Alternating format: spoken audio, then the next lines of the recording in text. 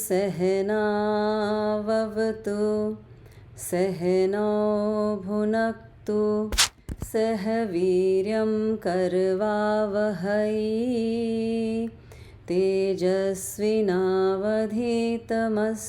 मा विद्विषावहै। ॐ शान्ति शान्ति शान्तिः। गुरुर्ब्रह्मा गुरुर्विष्णु गुरुर्देवो महेश्वरः गुरुसाक्षात् परब्रह्म तस्मै श्री गुरुवे नमः। मंगलाचरण करेंगे पेज 8 पे। वासुदेवेन्द्र योगेन्द्रं नत्वा ज्ञानप्रदं गुरुं मुमुक्षूणां हितार्थाय तत्वबोधोऽभिधीयते।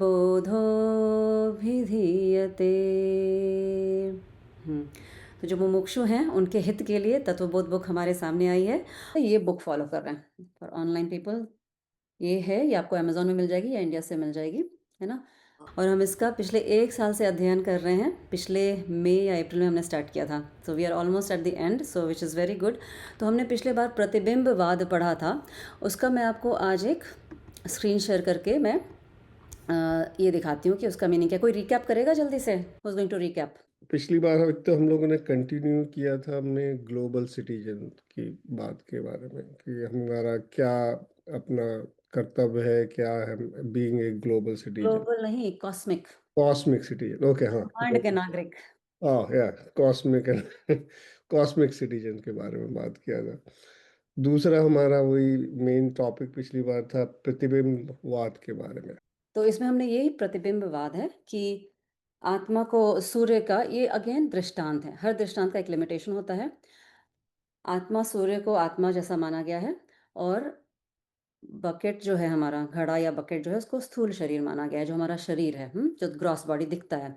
जो उसके अंदर जल है, वाटर है, उसको सूक्ष्म शरीर माना गया है। तो जैसे उस जल में सूर्य का प्रतिबिंब दिखता है, उसी तरह जीवात्मा अपने आप को सोचता है कि मेरा यही अस्तित्व है इस छोटे बकेट के अंदर, यही मैं हूँ। जबकि गुरु आके बताता है कि नहीं, तुम ये प्रतिबिंब नहीं हो, you are not the image of the sun, you are the sun. Okay, तो इसी तरह सब लोग यही सोचते हैं। तो जो भी यही सोचते हैं ना, सबके अंदर से वही परमात्मा या आत्मा रिफ्लेक्ट हो रहा है, बट वो सूक्ष्म शरीर का रिफ्लेक्शन है, जो हम अपने आप को माने हुए हैं कि हम ये शरीर हैं, मैं अर्चना हूँ, आप प्रदीप हैं, ऐसा माने हुए हैं। लेकिन गुरु आके हमको बताते हैं कि नहीं, ये तुम्हारा प्रतिबिंब है इस शरीर के अंदर, ठीक है। असली तुम आत्मा हो, ओके, परमात्मा हो। आत्मा और परमात्मा दोनों सेम है, ठीक है, दोनों में कोई डिफरेंस नहीं है। तो ये सब लोग ऐसे जो सोचते हैं, वो अपने आप को जीवात्मा मान के रखते हैं। तो जीवात्मा मतलब यही है जो स्थूल शरीर अभिमानी है, जैसा हमने पेज नंबर आई थिंक 100 में पढ़ा था। पेज नंबर 100 पे आ जाइए। स्थूल शरीर अभिमानी जीव नामकम ब्रह्म प्रतिबिंब बम भवती। तो हम अपने आप को ये स्थूल शरीर मान के रखे हैं, इस रोल में मान के रखे हैं कि मैं हस्बैंड हूँ, वाइफ हूँ, माँ हूँ, फादर हूँ, है ना, या फिर एम्प्लॉय हूँ, एम्प्लॉयर हूँ, सिटीजन हूँ, या इस जाति को बिलोंग करती हूँ या करता हूँ, या इस धर्म को, रिलीजन को बिलोंग करता हूँ या करती हूँ। तो वो स्थूल शरीर अभिमानी वो जीवात्मा है। और हमको गुरु आके बताते हैं या शास्त्र आके बताते हैं कि नहीं, वो तुम्हारा प्रतिबिंब है, तुम्हारा वास्तविक स्वरूप कुछ और है। तो ये अपने आप को जीवात्मा एक भ्रम है बेसिकली, क्योंकि वो स्थूल शरीर अभिमानी, उस स्थूल शरीर के अभिमान में जो रहता है वो जीवात्मा है। तो मान लीजिए अभी यहाँ पे थोड़ा थ्योरी ऑफ री इनकारनेशन बता दूंगी, जो हमारे पुनर्जन्म की का सिद्धांत है, जो हमारे ऋषियों ने दिया है, जो हमारे शास्त्रों में लिखा है, वेदों में और उपनिषद में। तो जैसे मान लीजिए बकेट में छेद हो गया, यानी कि हमको कोई डिजीज़ हो गई, बीमारी हो गई और उसमें से हमारे प्राण निकल गए, सूक्ष्म शरीर निकल गया। अब प्राण भी सूक्ष्म शरीर का ही पार्ट है। तो सॉर्ट ऑफ वो यूजलेस हो गया बकेट, तो यानी शरीर का देहांत हो गया। तो ये शरीर के देहांत का दृष्टांत है। तो इसमें प्रश्न ये उठता है कि आत्मा स्टिल उसमें प्रेजेंट है क्या? ओके, तो अब क्वेश्चन ये है कि सन स्टिल वो बकेट पे शाइन कर रहा है कि नहीं कर रहा है? तो आंसर है हाँ, कर रहा है, ठीक है। तो आत्मा का देहांत नहीं होता, ओके, शरीर का देहांत होता है, इसे देह का अंत बोलते हैं ना, देहांत मतलब देह का अंत होता। तो शरीर का देहांत होता है, क्यों? उसमें से सूक्ष्म शरीर निकल जाता है, इसीलिए प्राण निकल जाते हैं। लेकिन आत्मा सर्वत्र है, सर्वव्यापक है, हर जगह प्रेज़ेंट है, कण-कण में है, इसलिए बोलते हैं ईश्वर कण-कण में है। तो अभी मेटाफोरिकली देखते हैं कि मान लीजिए उस पानी को इकट्ठा करके, जल को हम दूसरे एक नए बकेट में डाल देते हैं। Symbolism of birth of a new child, okay. तो वही सूक्ष्म शरीर है जो ट्रैवल करता है। हुँ? आत्मा कहीं ट्रैवल नहीं करता, तो आत्मा की कोई शांति वगैरह नहीं होती है, वो सब गलत टर्म है। अगर आप वेदांत पढ़ रहे हैं तो आपको सही टर्म्स यूज़ करना आना चाहिए, ठीक है? सूक्ष्म शरीर ही है जो एक शरीर से दूसरे शरीर में जाता है। और सूक्ष्म शरीर को ही मोक्ष या मुक्ति मिलती है। आत्मा सदैव मुक्त है। अभी एक क्या होता है फिर? सूक्ष्म शरीर का, इसमें भी सूर्य का प्रकाश प्रतिबिंब होता है, तो इसी तरह उसमें भी चैतन्यता आती है उस बेबी बकेट में, यानी वो बच्चे में। और बच्चे में कुछ अहंकार नहीं होता, इसलिए बोलते हैं ना, कुछ साल तक बच्चे को भगवान का ही स्वरूप मानते हैं। इसमें एक और उपाधि शब्द आया था पिछले बार जो हमने देखा था। आप 1, 2, 3, 4 5वें लाइन पे आ जाइए, पेज नंबर 100 के। एवं उपाधि भेदात, उपाधि के भेद के कारण जीवेश्वर भेद दृष्टि यावत पर्यंतम तिष्ठति। जीव को ईश्वर से भेद बुद्धि होता है। जैसे आपने बोला प्रदीप जी कि हम ईश्वर से अपने आप को भिन्न समझते हैं, अलग समझते हैं, क्योंकि उपाधि के कारण। अब उपाधि क्या है? उपाधि का पहले मैं संस्कृत डेफिनेशन बताती हूँ, उसके बाद मैं एक दृष्टांत बताती हूँ। उपाधि का संस्कृत डेफिनेशन है उपसमीपे स्थित्वा। उपसमीपे स्थित्वा, उपसमीपे स्थित्वा समझ में आ गया? जो पास में है हमारे। सूयान गुणान, वन सूयान मतलब अपना ओन, गुण, गुण मतलब हमारे गुण, कैरेक्टरिस्टिक्स। अन्यत्र आदधाति इति उपाधि।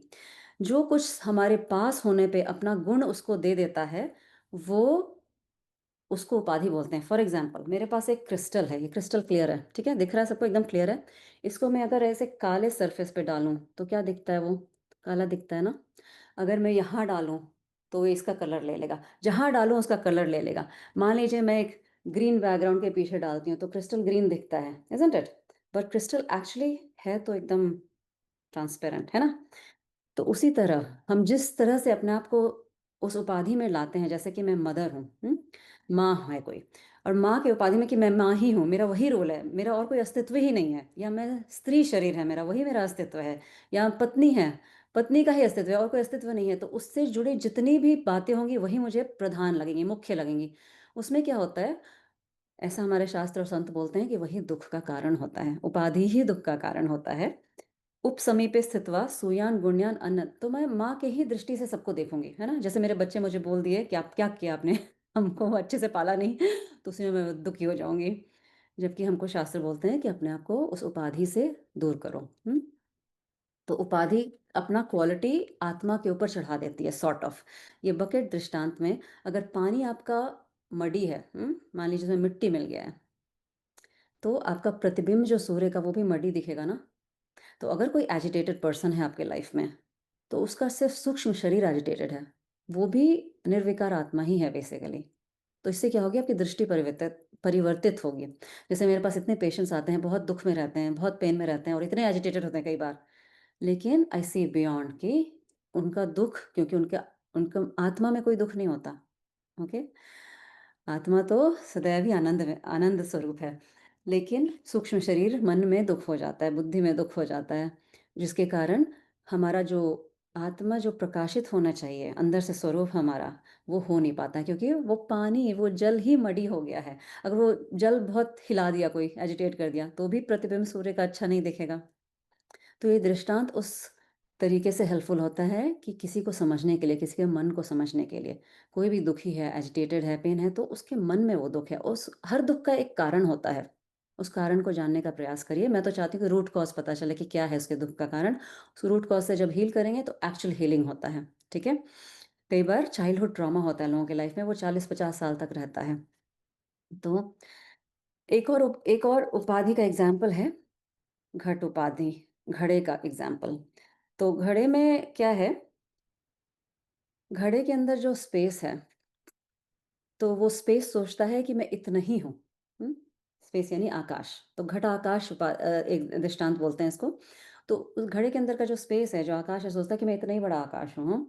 वो घड़ा तो कोई भी शेप और साइज़ का हो सकता है, छोटा-बड़ा, तो छोटा घड़ा सोचता है कि मैं इतना ही बड़ा हूँ, स्पेस स्पेस छोड़ता है, घड़ा नहीं। घड़ा एक स्थूल शरीर का एग्ज़ाम्पल है, अगेन उपाधि है, स्थूल शरीर एक उपाधि है। मतलब लिमिटिंग, वो आपको लिमिट करता है। तो घड़ा सोचता है कि मैं ये घटाकाश हूँ, मतलब ये छोटा आकाश हूँ, छोटा ही हूँ मैं, और महाकाश बाहर है मेरे। Okay, total space and the pot space. Okay, तो पॉट स्पेस सोचता है कि मैं छोटा हूँ, जितना बड़ा पॉट होगा उतना ही बड़ा मैं हूँ। बड़ा घड़ा सोचता है कि मैं बड़ा हूँ, कोई इसी तरह बहुत बड़ा आदमी है, जैसे बहुत समृद्ध आदमी है, या इसको बहुत सिद्धि मिली हुई है, वो अपने में बहुत घमंड करता है, मैं तो बहुत समृद्ध हूँ, सिद्धि मिली हुई है। छोटा बेचारा सोचता है कि मैं तो छोटा हूँ, वो इतना बड़ा हो गया मेरा फ्रेंड। तो इसको अवच्छेदवाद बोलते हैं। तो गुरु आके बताता है, तुम घड़े के अंदर नहीं हो, घड़ा तुम्हारे अंदर है। तुम सर्वव्यापी हो, तुम महाकाश हो। तुम ये घटाकाश नहीं हो। तो घड़ा को बोलते हैं परिच्छेदक, मतलब कंडीशनर या उपाधि। स्पेस को बोलते हैं परिच्छिन्न, दैट व्हिच इज़ कंडीशन्ड। ये सब टेक्निकल टर्म्स है वेदांत का। फिर से बोलती हूँ। हे आकाश, तुम घड़े के अंदर नहीं हो, तुम सर्वत्र हो। तुम घड़े के बाहर भी हो, तुम घड़े के अंदर भी हो। घड़ा तुम्हारे अंदर है।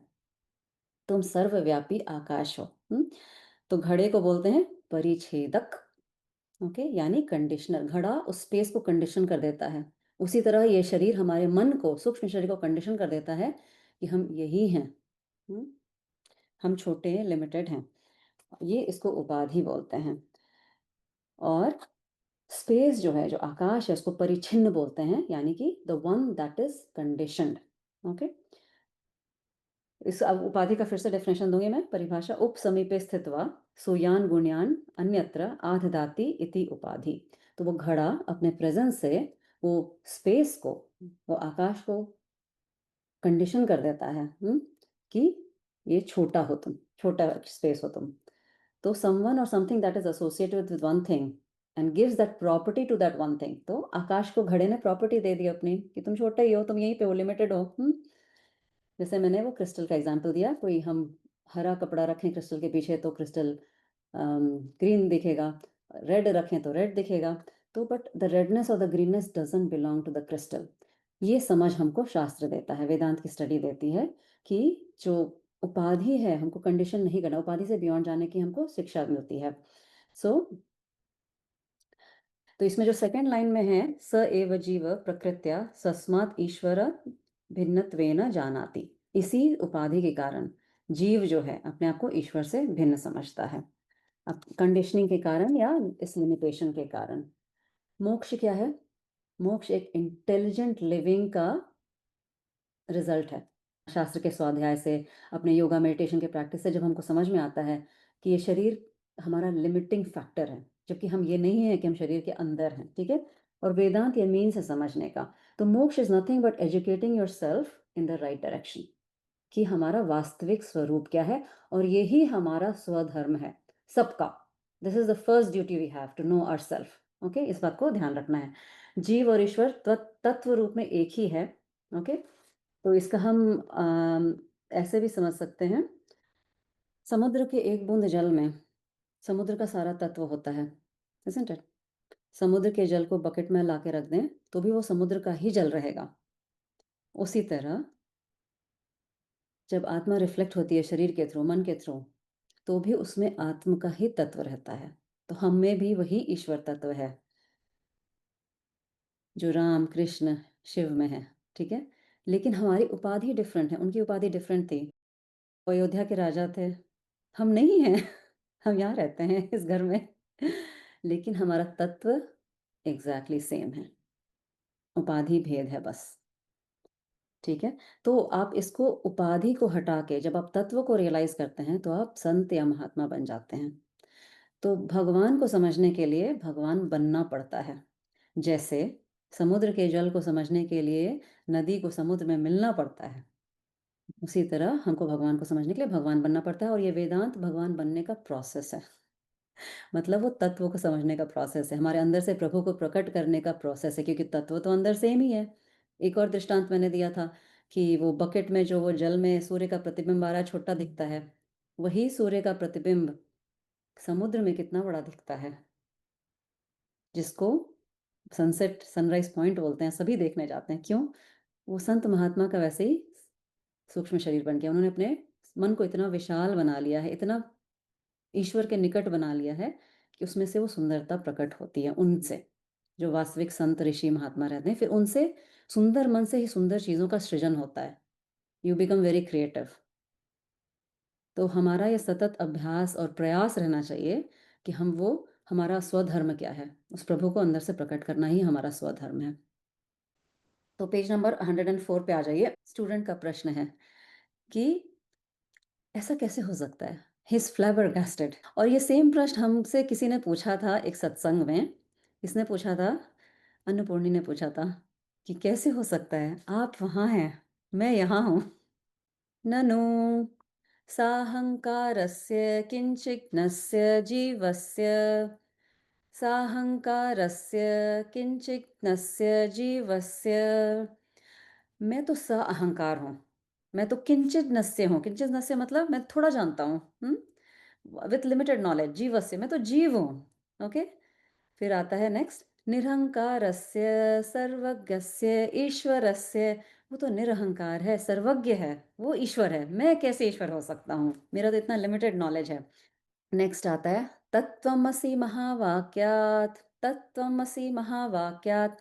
तो तत्त्वमसि महावाक्य बोलते हैं। तत् त्वम असि। तत् मतलब वो, त्वम मतलब तुम, असि मतलब हो। तुम वही हो। बट ये जो महावाक्य क्यों बोलते हैं, ये उपनिषद का स्टेटमेंट है। हर उपनिषद में महावाक्य होता है। तो ये है छांदोग्य उपनिषद से। क्या हुआ था, इसके पीछे की स्टोरी बताती हूँ मैं। ऋषि उद्दालका थे एक। उनका एक बेटा था श्वेतकेतु। जब वो करीब 12 साल का हुआ तो उसको बोले कि अभी तुमको वेदांत का ज्ञान और ये सब ज्ञान लेने तुमको यहाँ जाना पड़ेगा। खुद ही ऋषि थे लेकिन अपने बच्चों को दूसरे ऋषियों के यहाँ भी भेजते थे ताकि हर तरह का ज्ञान मिले। तो वो उसको गुरुकुल भेजते हैं तो 24 साल में वापस आता है। यूजुअली 12 साल का, जैसे हमारा ग्रेड 1 टू ग्रेड 12 रहता था, वैसे ही गुरुकुल भी रहता था। 8 से 12 साल तक शुरू होके 20-24 साल तक चलता था। और कितना अच्छा समय था टीनेजर समय, जब बच्चे दूर रहते थे एक अच्छे ऋषि के अंदर। मतलब it was such a perfect system. तो फिर वो जब वापस आता है तो ऋषि दालका जो थे वो ऐसा अनुभव करते हैं कि उनके बेटे के अंदर ज्ञान का घमंड आ गया है थोड़ा पढ़ाई करके। क्योंकि वो ऋषि का बेटा तो था ही, और ज़्यादा उसको थोड़ा हो गया था और पढ़ाई करके किसी और ऋषि के यहाँ जाके। तो उसको एक दिन बुला के पूछते हैं कि तुमने वो सीखा, तुम्हारा स्वरूप क्या है?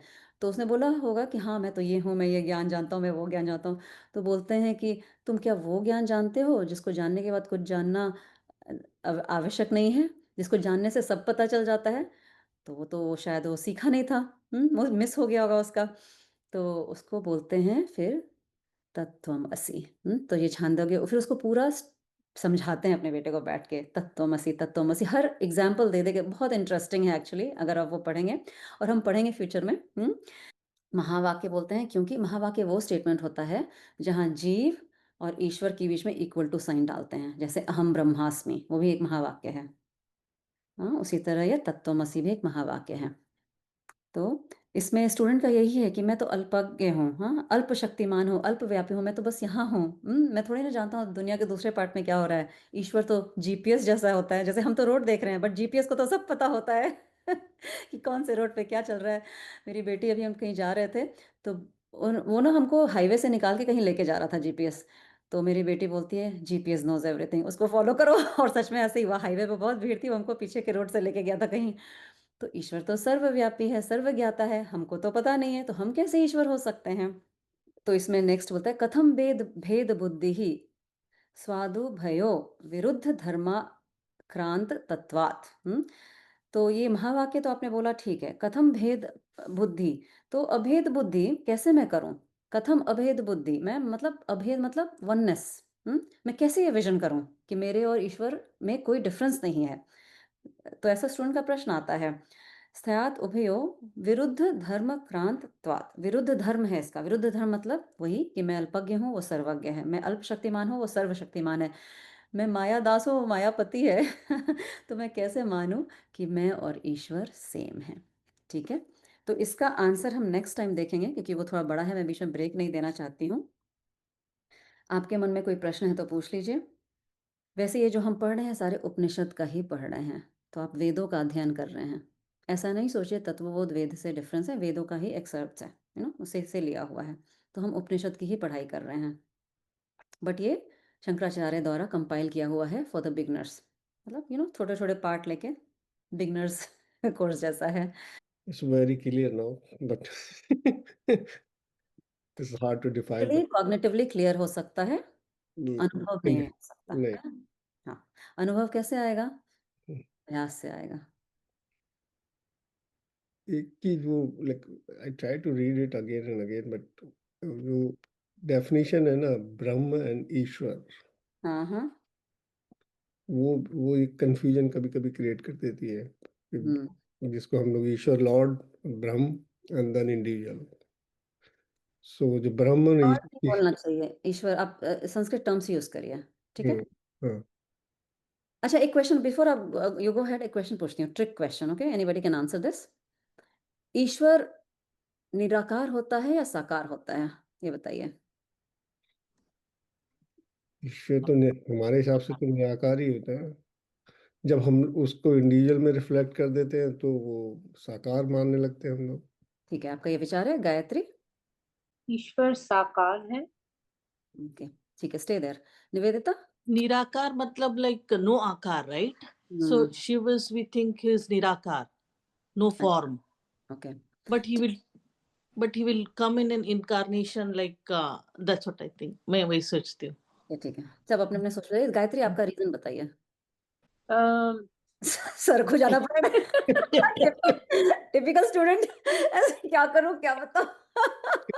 या मैंने साकार तो बोल दिया मगर क्यों ऐसे बोला समझ में नहीं आया, मगर मुझे लगा कि ईश्वर तो साकार है। अगर ईश्वर साकार हैं, हम भी साकार हैं, तो हम और ईश्वर एक ही हैं, तो इसका मतलब हम सब साकार हैं, ऐसा पता नहीं, आई मीन दैट्स हाउ। आप लोग पीछे का पढ़ते नहीं हैं। ईश्वर का डेफिनिशन क्या था? 2 क्लास पहले, 3 क्लास पहले हमने पढ़ा था। ईश्वर इतना अच्छा मैंने चार्ट बना के बताया था कि चार्ट बना लो ऐसे, ठीक है? इसीलिए रिविज़न बहुत इम्पोर्टेंट होता है, इसलिए मैंने आज 5 मिनट पहले खत्म वो किया। मैं उसको कई बार पढ़ चुका हूँ, that's why I get confused like वो ईश्वर ब्रह्म हुँ, निराकार है, न उसका साकार रूप ईश्वर है, क्यों? वो माया के साथ मिश्रित है, ओके? हुँ, माया में 3 गुण होते हैं, सत्व, रजस और तमस। तो ईश्वर हमेशा साकार होता है, ब्रह्म निराकार है। तो निर्गुण ईश्वर को ब्रह्म बोलते हैं, निर्गुण निराकार ईश्वर को ब्रह्म बोलते हैं। टेक्निकल टर्म समझिए ना, तभी क्लैरिटी आएगी। ब्रह्म जब माया के साथ मिक्स होता है, माया या शक्ति, जो हम देवी हुँ, की पूजा करते हैं, वही माया है, वही शक्ति है। जब ब्रह्म अपनी शक्ति को यूज़ करके एक आकार क्रिएट करता है, तो ईश्वर का सृजन होता है। हुँ? ईश्वर मैंने बोला तो वही 3 रूप में आते हैं ना, क्रिएटर, सस्टेनर, डिस्ट्रॉयर, उसी के सारे रूट्स हैं सारे। वो शक्ति के रूट्स हैं या ये 3 के रूट्स हैं। जो भी आप देवी-देवता को पूजा करते हैं ना, सारे यही यहीं से निकले हुए हैं। इसीलिए रूट पहचानना इम्पोर्टेंट है आपको। प्राइमरी रूट क्या है? ब्रह्म, चार्ट बनाइए ना, ब्रह्म, माया शक्ति के साथ मिलके ईश्वर का क्रिएशन होता है, ठीक है? तो उसको भूलना नहीं है। ईश्वर का डेफिनिशन हमने पढ़ा है पहले, नो इसलिए मैं बोल रही हूँ करेक्ट डेफिनिशन पढ़िए ताकि आपको क्लैरिटी आए। ये जो चलती-फिरती बातें हैं उसमें नहीं जाना है हमको, आत्मा को शांति चाहिए, ईश्वर निराकार है, नहीं, ऐसा नहीं। जब आप वेदांत की पढ़ाई कर रहे हैं तो एकदम टू द पॉइंट आपको क्लैरिटी होनी चाहिए जो हमारे शास्त्र में लिखा है। क्योंकि क्लैरिटी से ही ज्ञान आएगा। जैसे-जैसे मन क्लियर होता जाएगा, ज्ञान सीख होता जाएगा, ठीक है? ज्ञान एक दिन बैठ के पहाड़ के नीचे या पेड़ के नीचे बैठ के नहीं आता। It's a slow process, it's a slow burning. अच्छा फिर उसमें क्वेश्चन वही आता है कि जब हम लोग अपने को जैसे आप पढ़ रहे हैं, तो हम लोग अपने को रिफ्लेक्शन ईश्वर का मानते हैं या हम लोग ब्रह्म का रिफ्लेक्शन है? ईश्वर भी उपाधि भेद है। हुँ, ईश्वर को भी उपाधि मिली हुई है आकार की। अच्छा ईश्वर भी ब्रह्म स्वरूप ही है। उसको इसलिए बोल अभी नेक्स्ट में पढ़ेंगे। आपका क्वेश्चन वही है जो स्टूडेंट पूछ रहा है। हाँ, वही वही तो कह रहा हूँ आई लाइक आई ट्राई उपाधि टू में भेद है ना, अंडरस्टैंड ईश्वर को उपाधि मिली हुई है। मैंने बोला ना, हुँ, वो अयोध्यापति हैं या फिर द्वारकाधीश कहलाते हैं ना। द्वारकाधीश वो हैं, उपाधि है वो भी, ठीक है? तो ईश्वर और हम यहाँ रहते हैं मिसिसागा, ब्रैम्पटन, नॉर्थ यॉर्क कहीं भी, वो उपाधि है हमारी कि हमको यहाँ का स्थान मिला रहने के लिए। उनका उपाधि डिफरेंट था, हमारा उपाधि डिफरेंट है। उपाधि में सिर्फ़ भेद है, तत्व वही है। हाँ, So again, question comes to the same thing that like हम जो हैं रिफ्लेक्शन ऑफ ब्रह्म है या हम रिफ्लेक्शन नहीं है, हम ब्रह्म हैं। हम ब्रह्म है, हम बेसिकली ब्रह्म है, हम हम ही ईश्वर ब्रह्म हैं, ब्रह्म निराकार है, ब्रह्म निराकार है, हम ब्रह्म हैं।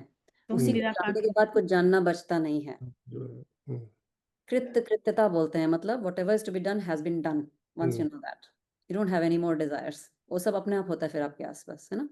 हमको अपने को डिफरेंट नहीं मानना ब्रह्म से और हम ये नहीं बोलते कि हम द्वारकाधीश हैं या अयोध्यापति हैं, है ना। हम ये नहीं बोलते। हम तत्त्वमसि में वो त्वम समझना है। त्वम ये नहीं बोलते शरीर को या कहीं का राजा है, वो नहीं, त्वम वो नहीं है, त्वम वो तत्व ही है। लेकिन हम त्वम अपने आप को माने हुए हैं शरीर ना। जब शास्त्र बोलते हैं तुम या त्वम, तो वो आपके शरीर को थोड़ी ना बोल रहे हैं त्वम। जब महावाक्य में तत् त्वम असि बोलते हैं, तो शास्त्र त्वम मतलब आपका अपना नाम गायत्री प्रदीप नहीं बोलते हैं, वो ब्रह्म को ही बोल रहे हैं एक्चुअली। बट वो प्रोसेस है। Vedanta is not a philosophy, first of all you have to be clear. Vedanta is a step by step process to remove that उपाधि, रिमूव दैट अहंकार। इट्स अ मेथडोलॉजी, सीढ़ी है। फिलॉसफी एज यूनिवर्सिटी में पढ़ाई जाती होगी वेदांत, ठीक है, बट एक्चुअली फिलॉसफी नहीं है। वो तो मॉडर्न समय में यूनिवर्सिटी में पढ़ाई जाती है as a philosophy, but Vedanta methodology है। इस बात का हमेशा क्लैरिटी रहना चाहिए। Vedanta is not a philosophy, is a methodology for a Vedanta student. आप सोचिए ना, आपको कितनी सारी मेथडोलॉजी मिली है कि नहीं मिली है जब से 1 साल से आप पढ़ रहे हैं। थोड़े तो क्लैरिटी आया ना, एटलीस्ट टर्म्स क्लियर हुए हैं। फिर उसके साथ ही अकेले काम नहीं करता, उसके साथ योगासन, प्राणायाम, ध्यान, मंत्र जाप सब करना होता है। उससे बुद्धि फ्लेक्सिबल होती है ये ज्ञान को समझने के लिए। एक रिजिड बुद्धि में ये ज्ञान घुस ही नहीं सकता, इसलिए उसके लिए यम नियम आसन प्राणायाम ये सब करना पड़ता है। उसके बाद जाके वो ध्यान लगता है इस पढ़ाई में। सो ये मेथडोलॉजी है, याद रखिएगा हमेशा। Yoga is a methodology, yoga is not an exercise regime. Methodology to know your true self. Yoga के भी वही सेम ही गोल है, ठीक है। अष्टांग योग जो हम पढ़ रहे हैं अभी अपने सत्संग में, उसका भी वही गोल है। समाधि, समाधि, मन को समाधि में जाना, मन को एकत्व फील करना है। और आपको इस बात पे श्रद्धा होनी चाहिए कि इतने हमारे ऋषि मुनि हैं जिन्होंने ये फील किया है, तो कुछ तो बात होगी ना। सब तो हवा में नहीं बोल रहे होंगे। और ये तो नहीं बोलते आपको पकड़ के कि तुम ये इस पे भरोसा करो, विश्वास करो जो मैंने बोला है, नहीं बोलते ना। कोई इसमें फोर्सिंग तो होता नहीं है। बोलते हैं कि it's like a physics professor, come to the lab, I will teach you, है कि नहीं। अब आप फिजिक्स पढ़ते हैं, साइंस पढ़ते हैं, तो उसमें मान लीजिए ऑप्टिक्स पढ़ना है, ऑप्टिक्स के एक्सपेरिमेंट करने हैं फिजिक्स लैब में जाके। तो प्रोफेसर ये तो नहीं बोलता है कि चलो तुम इस पर विश्वास करो, चुपचाप मेरी बात सुनो, तुम मार खाओगे। ऐसा तो नहीं बोलता है। बोलता है come to me, come with me to the lab. एक फिजिक्स का प्रोफेसर तो ये बोलता है आई शो यू। क्योंकि हमारे ऋषि ने हमेशा इस पे एम्फेसिस किया, आपका अनुभव ही सर्वोपरि है।